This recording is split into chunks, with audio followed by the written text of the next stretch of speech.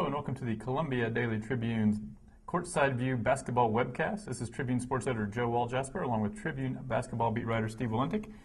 Steve, Missouri last week, big home victory against number 5 Florida, followed up with a game at Kentucky, which looked very similar to several other road games we've seen this year in that they play competitively, but in the last minute or so fall apart.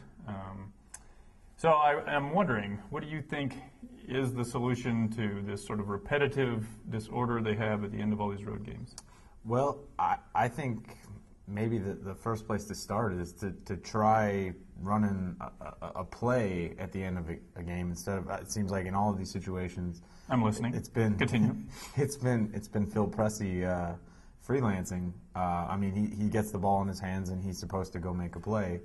And obviously he can make a lot of plays a lot of different ways, but what he's ended up doing is making mistakes a lot of different ways, whether it's poor shot selection or throwing the ball away, of which he did both, I think, in the last minute of overtime on Saturday. I think Frank Haith has to do something to take some of the pressure off of him because he's been in that situation so many times now and not gotten it done. And even if you go back to the win against Florida, he took kind of an iffy three-point shot late in that game. Probably wasn't the best shot they needed. I think there were still about 7 seconds on the shot clock, and gave Florida another chance. I think I would do something to relieve some of the pressure off of him, and kind of acknowledge that his confidence is shaken. I think it has to be in those situations, and give somebody else a chance to do something late. Yeah, I mean, during the course of the game, they'll run stuff like they did the play where they do the little weave on the outside and at the top of the, and I think that might be as good as any. I mean, I don't know what you really have to lose at this point. I think it's not just a coincidence now. You know, they've lost 5 games this way. I think at 5 it becomes a trend, and I think you did see it. It's climbed into his head a little bit. I mean, how could it not? But I think when he kind of rises up for that three-pointer against Kentucky, you could almost see the wheel spinning his head like, wait a minute, do I really want to do this again? And he just sort of throws it to no one. It starts a fast break for Kentucky.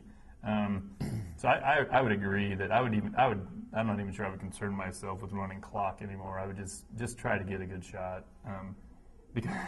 Because I think the worst thing you can do at this point is to run clock, and then it gets down to, they usually run it down too far anyway, to about 5 seconds, and then all he thinks he can do is shoot a three-pointer. What he's good at is passing the ball, and so I think run your offense, and if something comes open earlier than that, just take it. I know that's not conventional wisdom, but I think you've just got to do something different at this point. And the downside of doing what they've been doing is nobody else gets involved at all, and you end up having a defense, 5 guys who are focused squarely on reacting to what Phil's going to do, and they haven't really had to concern themselves with anybody else. And obviously Missouri they've got 6 guys averaging in double figures. There are some guys who can make plays. I don't know that they have an obvious late game guy to give the ball to like they did last season with Marcus Denman, who you're counting on to make a clutch shot.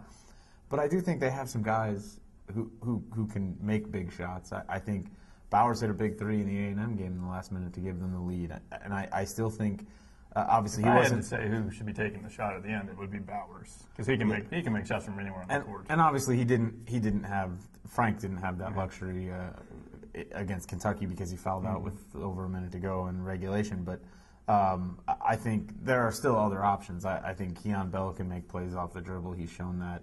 I think Jabari Brown has hit some late three-point shots. He really struggled at both ends on Saturday night. But there are other options, other guys who can take some of the pressure off of Phil and give them, I think, a tougher team to defend late than they've been. I think the other problem that Missouri has, just from a strategy standpoint, is when it gets to be less than a minute or so on the clock, sometimes less than 2 minutes, and they've got a small a lead where it's a one-possession game, they go into this delay game, and I don't understand it whatsoever. If there's going to be multiple possessions left, there's not really much point in giving away a possession by having Phil dribble out the clock and then do some sort of desperation move at the end. That really hurt them at Arkansas, I thought. And they've kind of done it consistently. It almost hurt them against Florida at home. if there's between 45 and 50 seconds left on the clock, it makes zero sense. You'd be better off taking a quick shot, and then you would get the ball back again. I mean, I think they have a very sketchy idea of clock management at the end of the game, and it seems to boil down to we have a small lead, so let's shorten the game. But there's a shot clock involved, so I don't agree with that at all. They're just giving away possession. And they look so much more relaxed offensively when they're able to play more freely, when they don't have some sort of parameters put on them, like wait till under 10 seconds on the shot clock to go. I think when Phil's able to just relax and play, that's when he's at his best, and I don't think he's been relaxed in late game situations, and I think that's a reason. I think there are other reasons now, but with some of what's gone on and how that's still affecting him. But I'm with you. I just think letting them continue to do what they've been doing to get themselves the lead seems to be a better strategy. All right. Well, they will have another chance this week at South Carolina to figure things out. And then beyond that, there's only one more road game. So if they're ever going to win one, this might be the chance on Thursday.